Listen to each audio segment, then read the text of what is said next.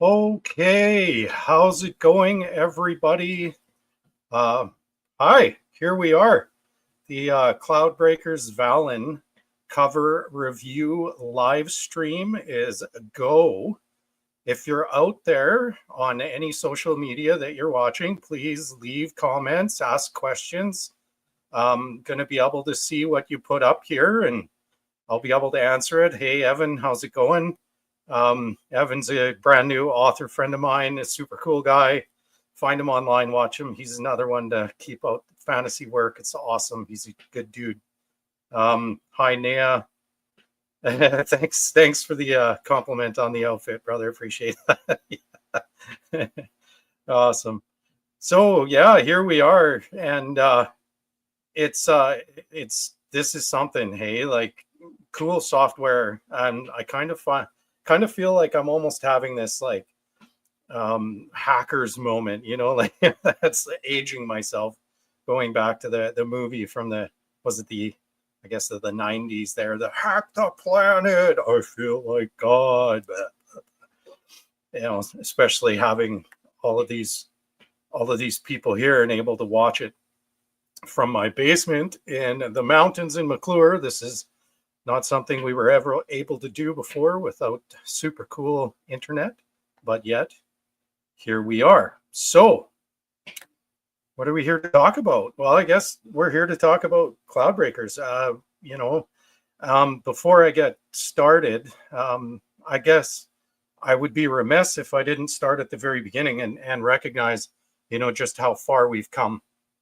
So this is an original copy of Cloudbreakers Legend of the Sunlight Prince that was published in 2013 when we first started this journey years and years and years ago, that still has the, as some of you that probably own the copy of this book will remember, it has the sneak preview of Cloudbreakers Starfall inside, which obviously never happened. I mean, life is what it is, and the story just wasn't what it is.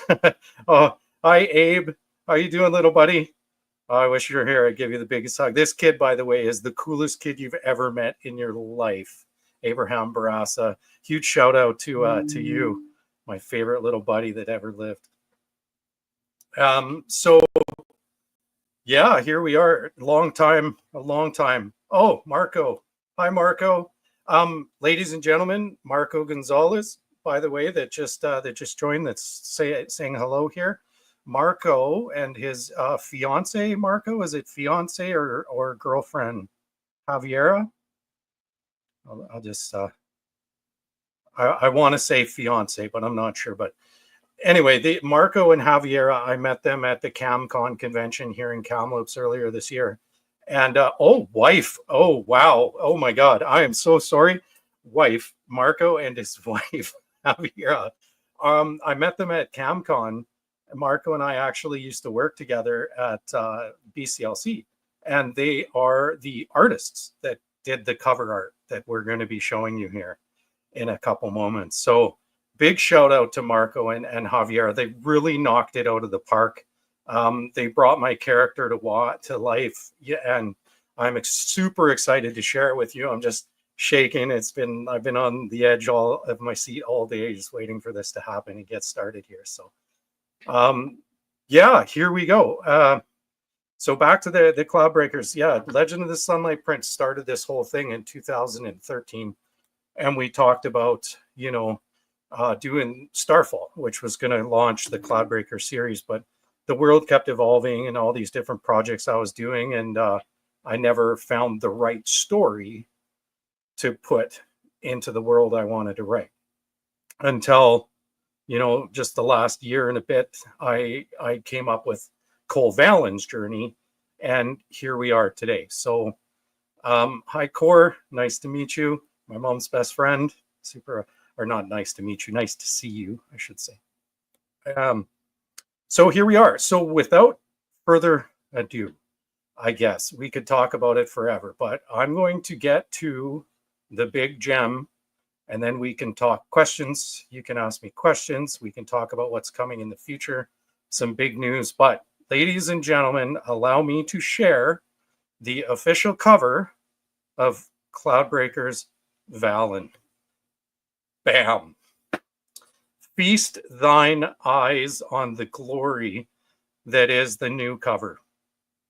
Again, huge shout out to Marco and Javiera for the absolutely incredible artwork that they did.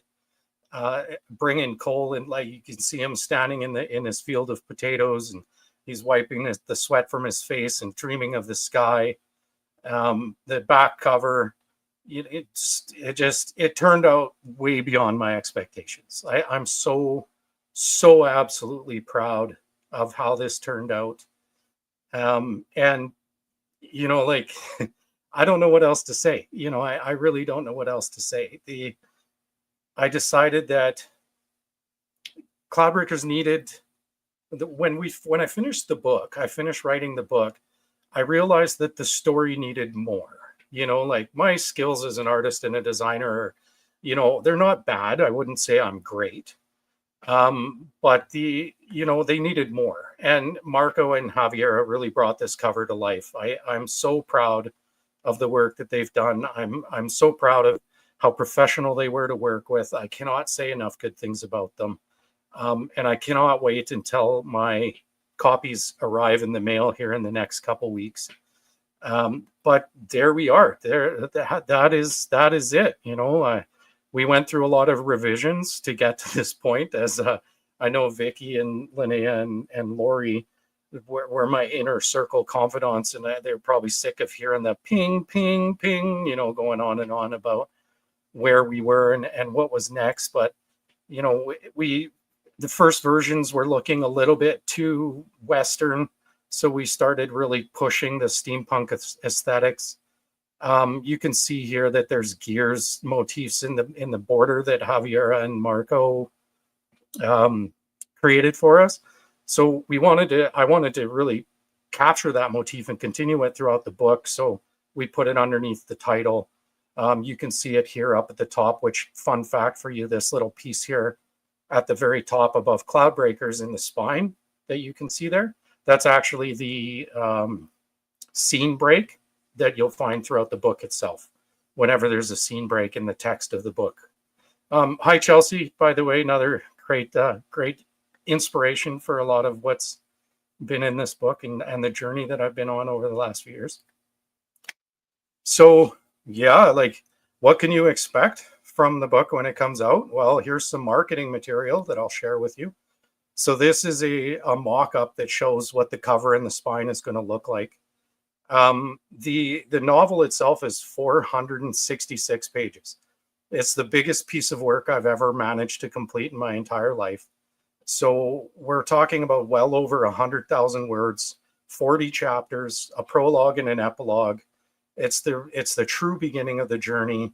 And as you can see here, like, there's all sorts of things that you're going to find within this book. Like, I took inspiration from some of the Dungeons and Dragons that I've done and been playing over the years. So there's a tomb, there's puzzle solving, there's all sorts of stuff that came from playing Dungeons and Dragons set in this world.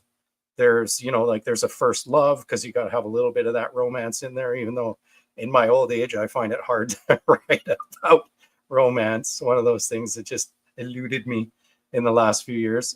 There's a lot of lore. It's very much a hero's journey. It's based on like the Star Wars, Harry Potter, those types of adventures. So you can expect all that kind of stuff. And of course, there's airships and there's people with collapsible wings, and it's very steampunk. But technically, because it doesn't take place in modern day or in the real world, but in a reimagining of Victorian London, I can't actually call it steampunk. The technical term for the genre it belongs to is actually going to be called gas lamp fantasy. So it's a fantasy world. It's completely my own creation, but it's gas lamp in the sense that it has that steampunk theology. It's got a lot of that caste systems. It's got a lot of people that are struggling. It's got a lot of steam or steam related technology. But like the TV show Arcane, that's been hitting all the right spots on Netflix, there's a little bit of stuff that takes some suspension of disbelief. There are some magical elements with the technology and everything like that. So I can promise you two things. One, it's the first legitimate novel that I've ever released, that I've ever written. It's a huge accomplishment for me. I've been thinking about this world since 2012 was when I first came up with the idea. But it's taken me almost a year and a half to get to the point I'm at now, where this novel is ready to share with all of you. So, some of you might remember back in 2013, this was where we were, right? So this was the sort of cover idea that we had going when we first came up with the idea, or when I first came up with the idea for the world of Cloudbreakers, for this being an airship story. And then now to be here, it's just it's a colossal jump. It's a colossal jump. And I've got to thank everybody who's supported me along the way, everybody who's cheered me on and told me that I could do it, who refused to let me give up. And here we are. So I guess at this point, I'll kind of open it up. Like, does anybody have any questions? Is there anything that anybody wants to ask about the process or the novel or where we're at, or free flow? I get to see all your comments here as they come in, so don't be bashful. Yes, yeah, it's definitely been an evolution, Vicky. Absolutely, for sure. For sure it has, yeah. Evan, okay, why airships? What made you choose airships over anything else? Excellent question. I'm going to apologize ahead of time because I didn't ask her if I could do this. Sorry, Chelsea, but I'm going to share a picture of you here in a second. When airships and steampunk came to me, like when I discovered them, it actually started with this. So this was years ago when I was living in Belmont Park as a military base down in Esquimalt. I was serving in the Navy at the time. And I think if I remember correctly, I'd just gone through a divorce and I had this house with a basement and I built myself a shop and I just started tinkering. And I got into doing stupid things. I was building costumes and all sorts of stuff. And I ended up building this like giant steampunk arm cannon thing here that's made out of PVC pipe and copper tubing and all this stuff from Home Depot. And I dressed up as a steampunk for Halloween and I walked Linnea around my neighborhood and everybody and their dog kept asking me what I was supposed to be. And nobody really knew what steampunk was. But then I found out that Victoria had a huge steampunk community and I started hanging out with them. And when the idea for me to focus on my writing as opposed to art or creating costumes kind of came around again, the steampunk just fit. So my biological father, is a helicopter pilot. So I spent a lot of my time as a kid flying around in helicopters with glass floors and, above the clouds with him. And then, of course, 9 years serving aboard the ships in the Navy. Being in the middle of the Pacific Ocean, it just sort of fit. It was an organic evolution, and I've always been in love with the art, right? Like the art and the costuming.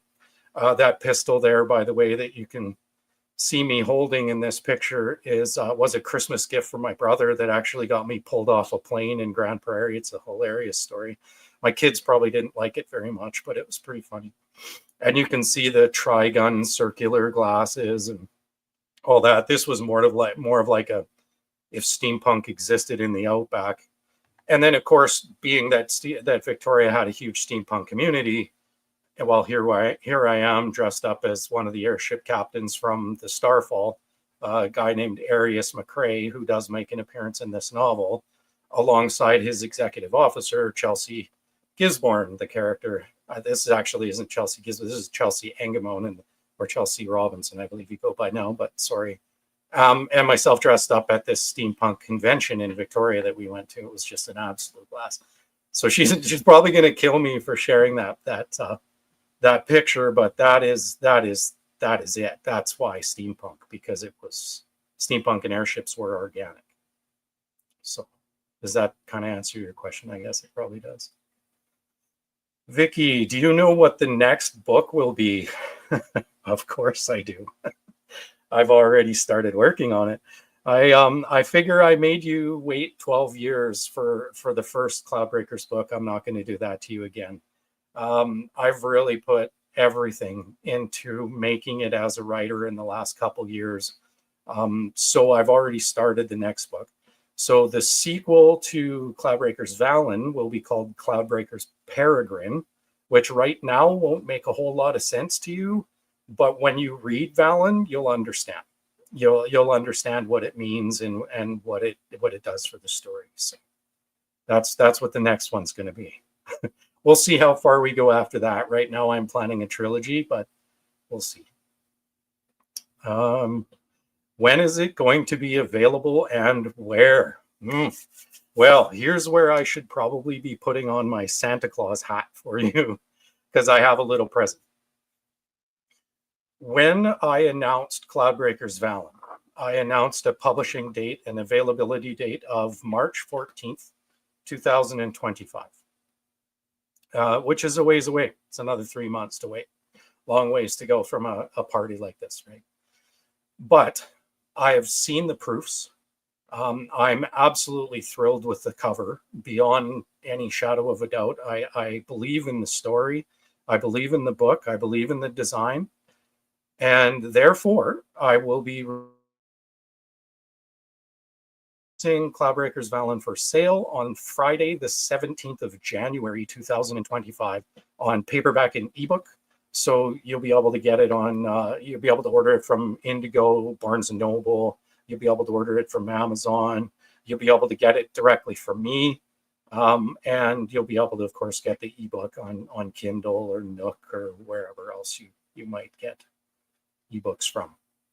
So that's 2 months earlier than what I'd initially planned to do, because I'm just that proud of this book, and because I think I've made you wait long enough. You've been listening to me talk about Cloudbreakers and airships and everything for too long. So there you go. It'll be $28.99 Canadian. Little steep, but again, 466 pages. So not a short book, a very long book. It's a full novel, and available Friday, January 27th, 2025. Yeah. Yeah. Amazing. I can't say how excited I am. So yeah, Evan. Yes. Yeah. Yeah. Evan, by the way, is launching the second book in his series on January. What, Evan? You want to just plug it in chat? Plug yourself in chat there, my friend. Vicky asked, can we pre-order? Yes. Yeah. The Amazon page is already live. I just discovered that this afternoon. And I thought to myself, like, damn it, if you guys blow my cover review, I'm going to be so mad. But if you search my name, search Kenton J. Moore on Amazon, or you search Cloudbreakers Vallen on Amazon, it's already there. The page is already there. It's already on Amazon. You can see it. You can zoom in and read the back cover text if you want, get a better look at the cover. And you'll be able to pre-order from that space. So, yeah, good question. Evan's book is launching January 6th, the second book of his Provenance of Cultivation story. I'm about halfway through his audiobook right now, and I gotta say, big plug for you, buddy. I love it. And your narrator is amazing, and it makes me wet my pants, because I've been trying to narrate my own books, and they're a lot harder. I thought I would start with an easy one, like, and do Dark Below the Ice, because it's all short stories.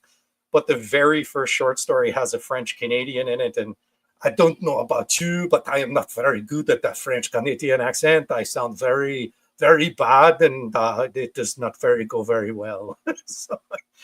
Anyway, yeah, that's why. Yeah, check out his audio, but his narrator is much better.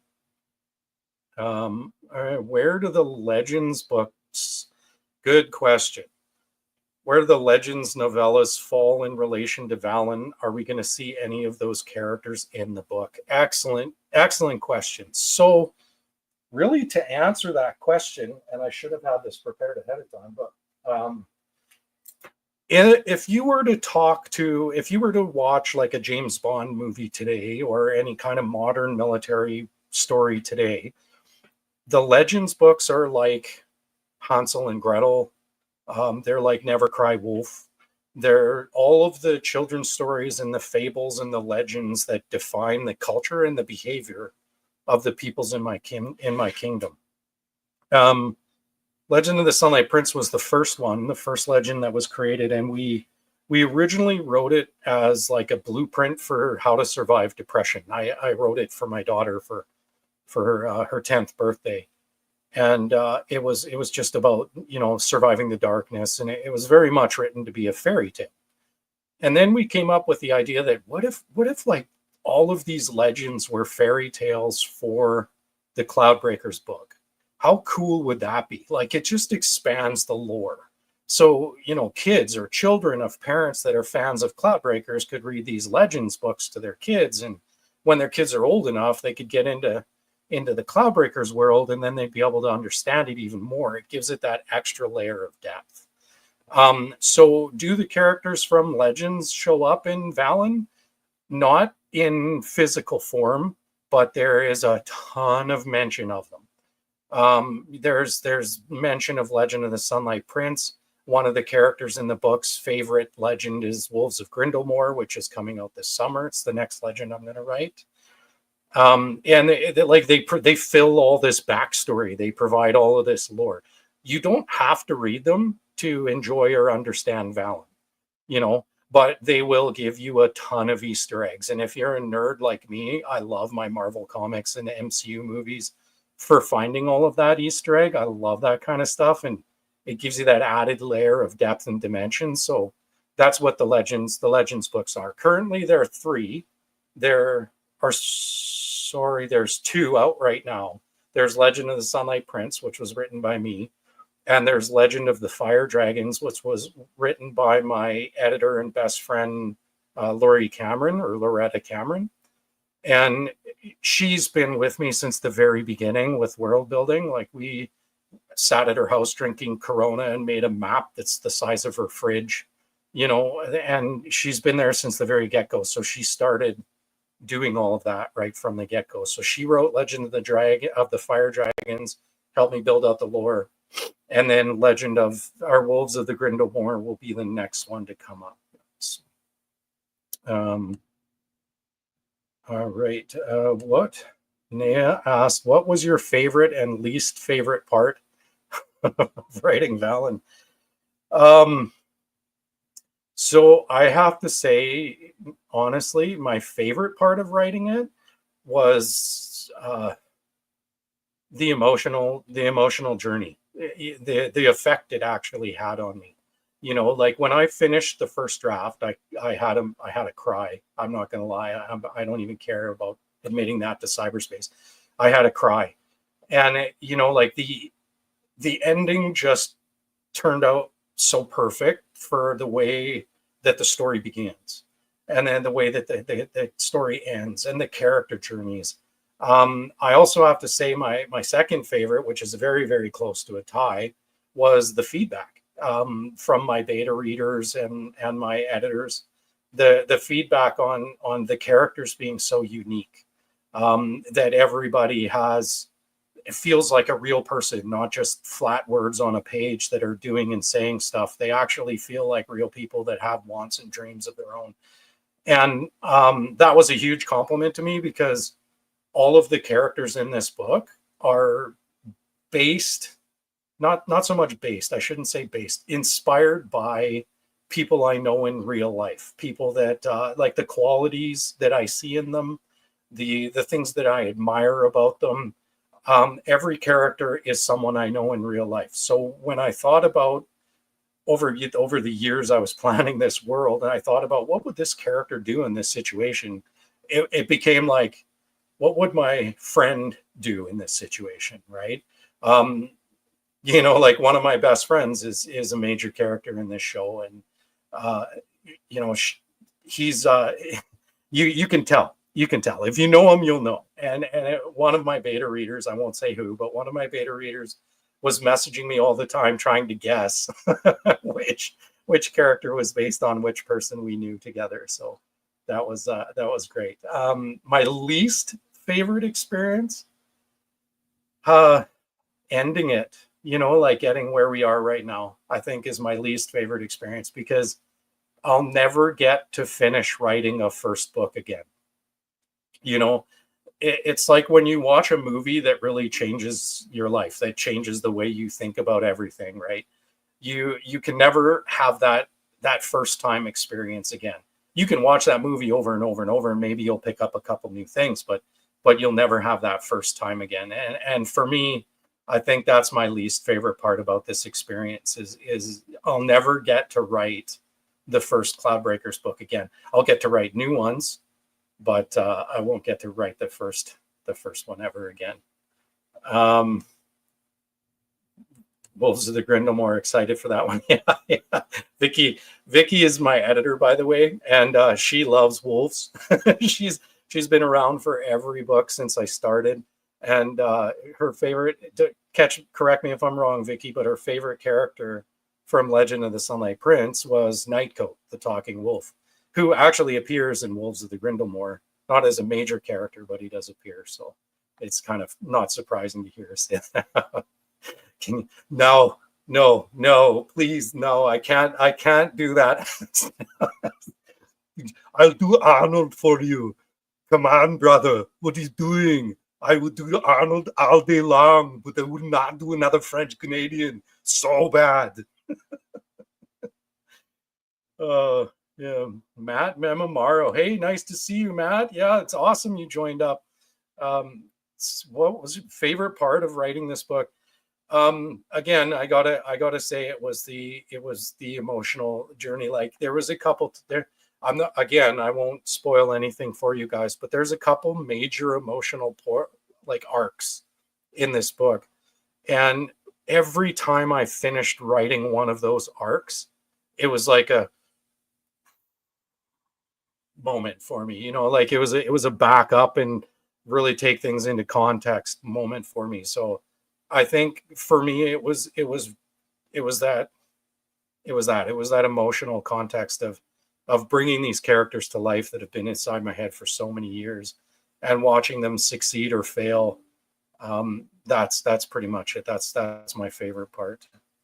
Now I want to know who everyone is based on. No, I will not ever share that information. You can guess all you want. And if you're right, I may or may not tell you. There's some of them are obvious. I will say out loud, some of them are obvious. There is one character in the book who's literally named after the person she was created for. That being said, there are some significant differences between the character in the book and the character in real life.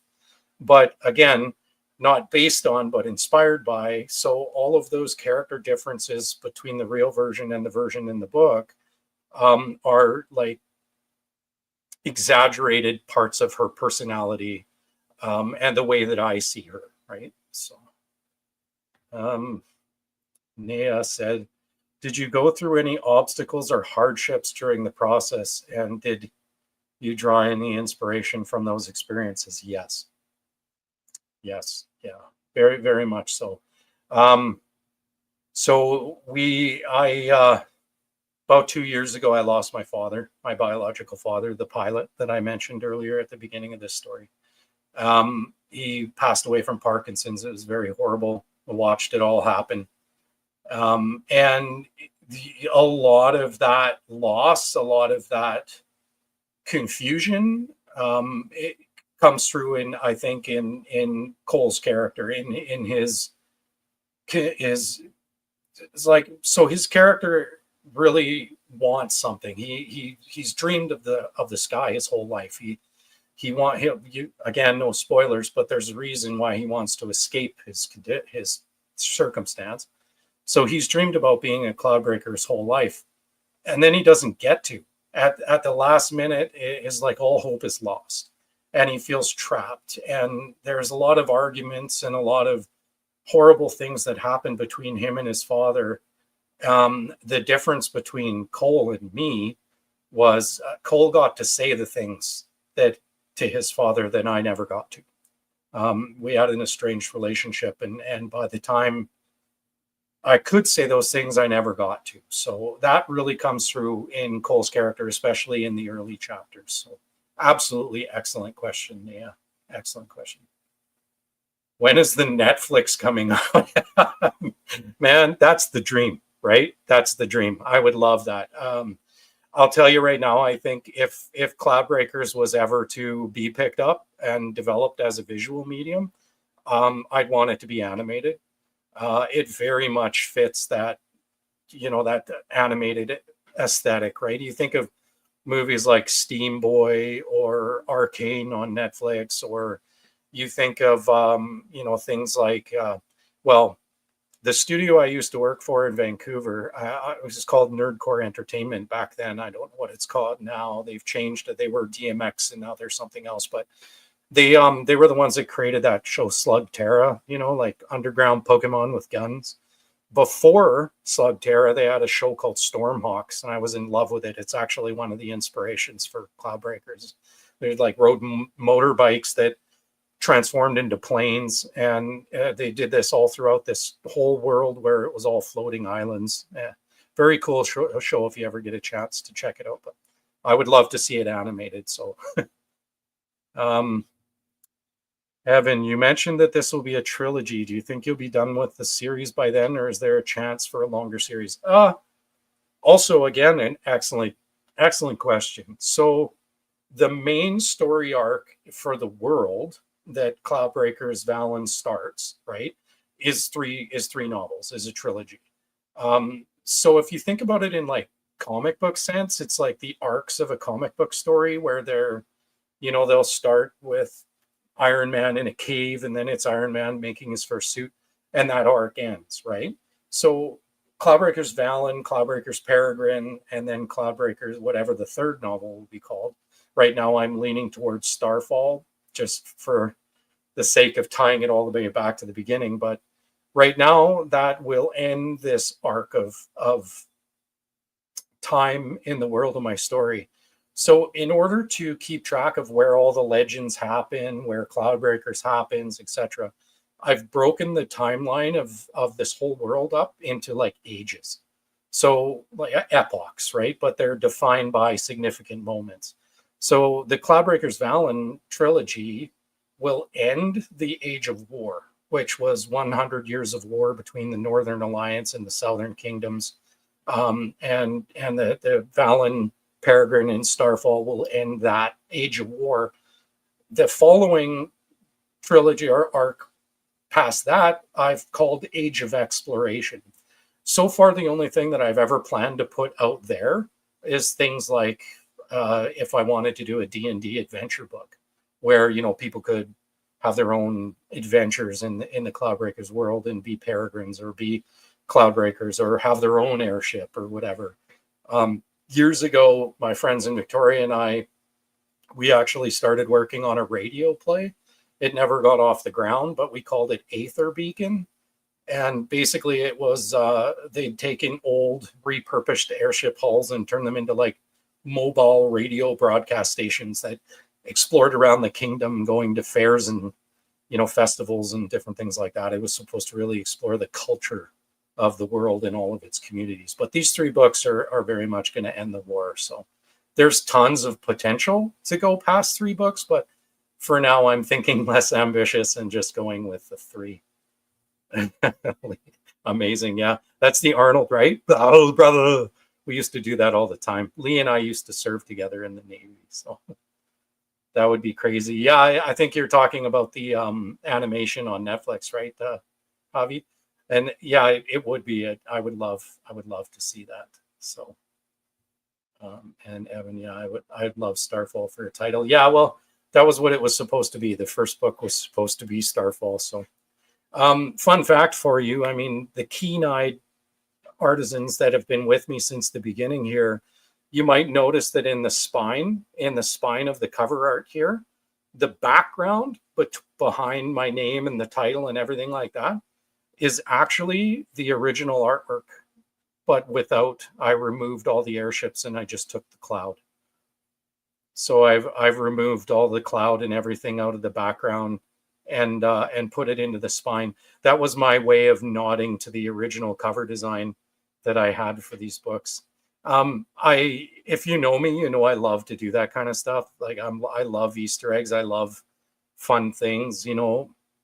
There's actually a line of dialogue in Vallen where a scripture is quoted from their Bible, and the scripture that they quote is paragraph 5, verse 13. which stands for May 13th, which was the day that the original Legend of the Sunlight Prince was published. So again, big time love all of the Easter eggs and nods to the original kind of stuff. Yeah, it would be awesome to have an animation or even a series. Well, yeah, for sure. It's kind of my dream, like in 1998 when I'm aging myself again, but when I was still in high school, I wanted to go to film school. That's what I wanted to do. I wanted to be a writer way back then, but we couldn't afford it. And back then there wasn't a film industry in BC. So I didn't get to go, but I've never stopped, right? So the idea would be to get back to something like that for sure. It'd be awesome. Yeah, it worked out great. Yeah, well, I mean, you brought it to life. You and Javi did such incredible work, Marco. Like, I really think you guys need all the shout out I can give. Like when you get a better look at the cover, you'll notice it literally has your names right on the back between the barcode and my Soulforge logo. It says art by Marco Gonzalez and Javier, and it's inside the book too. So, I give credit where credit's due. Incredible work.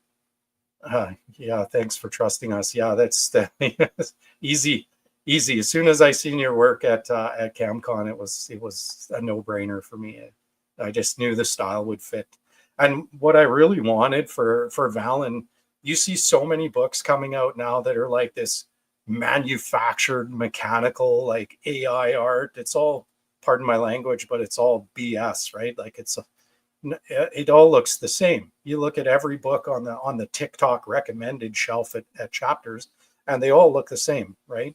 So I wanted something that was hand drawn. I wanted something that looked like a painting, and again, you knocked it out of the park. So I've actually been asked by my parents already. My mom's like, I want a poster for the living room, and I was like, that's not a bad idea. I might do that too. Maybe even offer it, to other people and stuff. But you deserve all the credit. Do you have any full-length novels planned outside the Cloudbreakers universe? Well, kind of define full length. I guess like Cloudbreakers, I probably won't write anything out of the Cloudbreakers universe that's 100,000 words anytime soon. I've got the Wolves of the Grindelmoor on my slate for this summer, and then I've got another collection of short stories for the fall, which are going to be sci-fi this time instead of horror. But I have been asked by a few people that have reached out to me that read Dark Below the Ice, and they want to see a novel based on Nick Parega, the paranormal Canadian hunter with the First Nations partner that searches around Canadian monsters and stuff. They would love to see a novel based on him. So that's something I've been kind of keeping in the back of my mind. I mean, it would be a fun write, but I think that would probably be in the 50 to 80,000 word range. So still a legitimate novel, but nowhere near as big as the Cloudbreakers one. So yeah. Naya says I would buy a poster.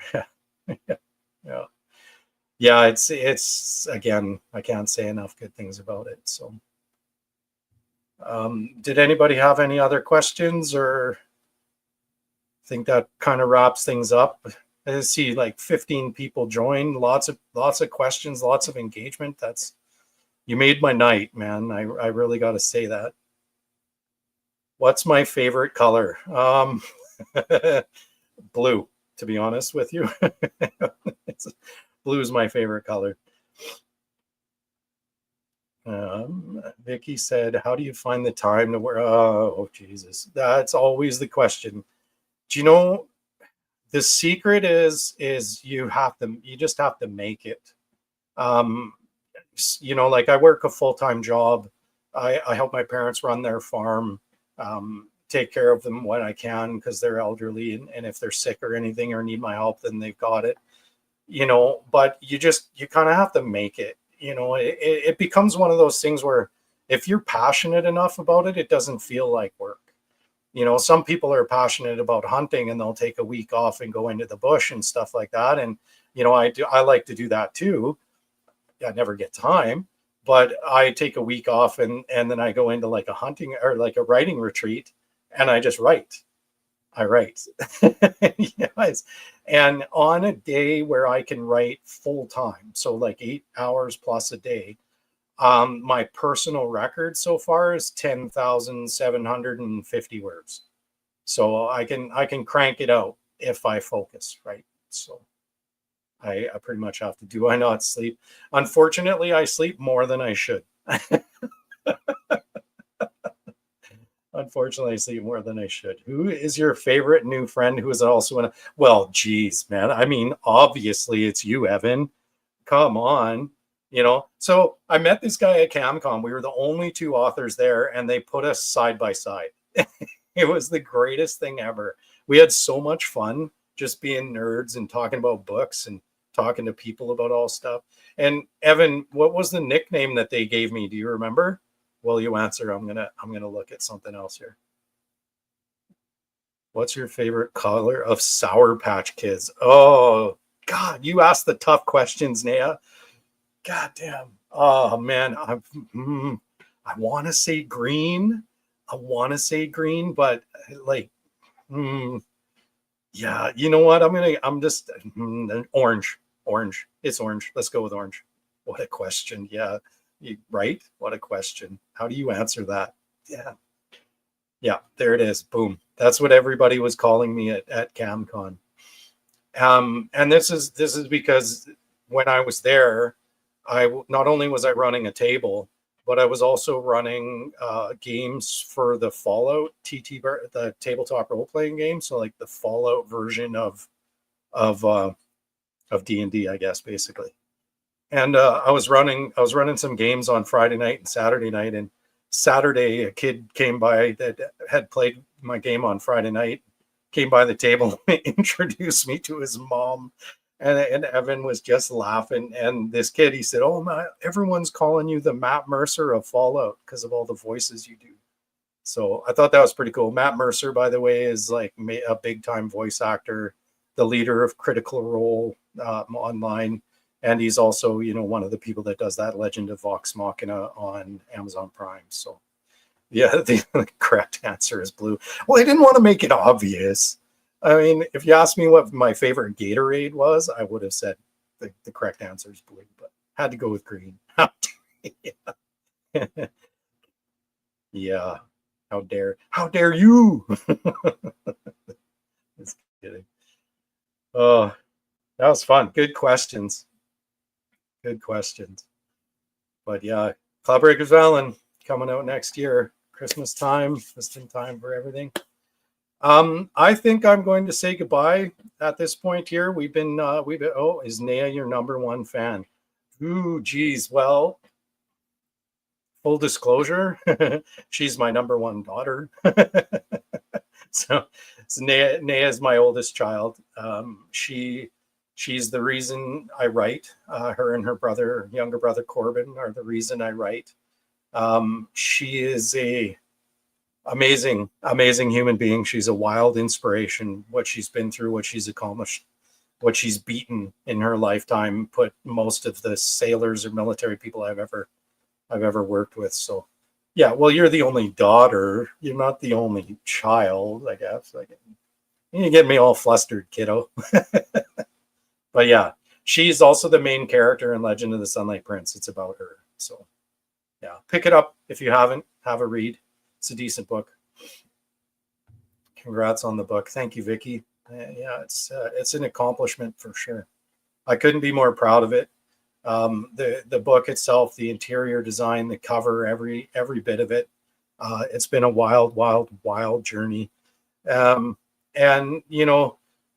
to any of my friends that are watching this after or that are here for the live feed that I served with, that we were in the Navy together, you're going to pick up on a lot of it in this book.